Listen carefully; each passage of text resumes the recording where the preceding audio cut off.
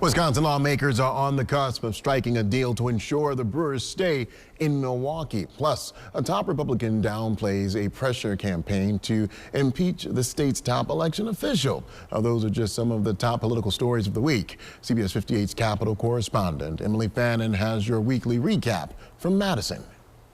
This week we learned that the impeachment of the state's top election official is on hold right now, given that the Assembly rejected an effort by Representative Janelle Brandtjen to bring forth articles of impeachment against Megan Wolf. She's the administrator of the state's Elections Commission. Now, this comes after Assembly Speaker Robin Vos was getting a lot of pressure, including from former President Donald Trump, posted on his Truth Social, which is his social media page. Representative Brandtjen's statement that says, hey, we need to bring to this floor, we need to act on this. He also was facing pressure from a group of conspiracy theorists who have been airing ads in the Milwaukee market, spending tens of thousands of dollars, saying, hey, boss, if you're not going to act on this, we're going to threaten to recall you or give you a primary challenger. Given the fact that, Vos was asked about this, he basically downplayed the idea, saying, this is not going to come to our chamber, even though it was rejected on the floor on Thursday. I think this speaks to a larger picture of where is this going to go from here, JR? Good question. And other question is, what can this group, the Wisconsin Election Committee Incorporated, what resources can it bring to bear? What pressure can it put on Robin Vos? And talking to insiders, they're not thinking that Robin Vos is scared of this group. I mean, Adam Steen's part of it. He ran against Vos unsuccessfully. They're thinking about more other things around Vos in his political future. But with this group, it did set $100,000 the first week, TV, radio, newspaper. Can it keep doing that week after week after week? Where will it bring its resources in? Now, their backers tell me that they've got lines of people to do this, but there's some real doubt in the Capitol that they can really put the screws on Robin Vos and really make him uncomfortable with this ad campaign. Now, these impeachment articles are still in a committee after they were referred to a committee last week, and this is kind of possibly just the only option that GOP lawmakers might have if they act on it, given that a Dane County judge a few weeks ago ruled that the GOP-controlled legislature cannot fire Wolf or appoint someone else. So until that's kind of resolved and what happens in that case, this is kind of just still out there. So that's kind of what we're watching for. Although in that order, it doesn't address impeachment. It talks about replacing her with this joint committee legislature and that the vote by the Senate had no power.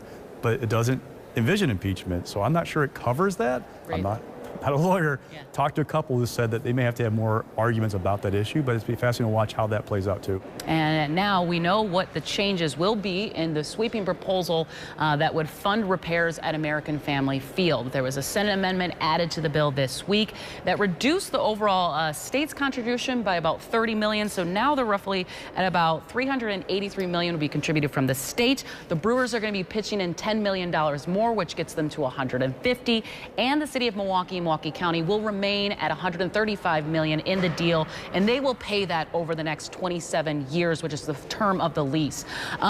Other changes we've talked about, right? We learned that there's going to be a $2 ticket tax on non-Brewers events. That's also an $8 surcharge if you're sitting in the luxury box suite, box seats as well. But looking ahead to next week, Jared, that's the big question mark, because we know the Senate's going to vote on this bill on Tuesday.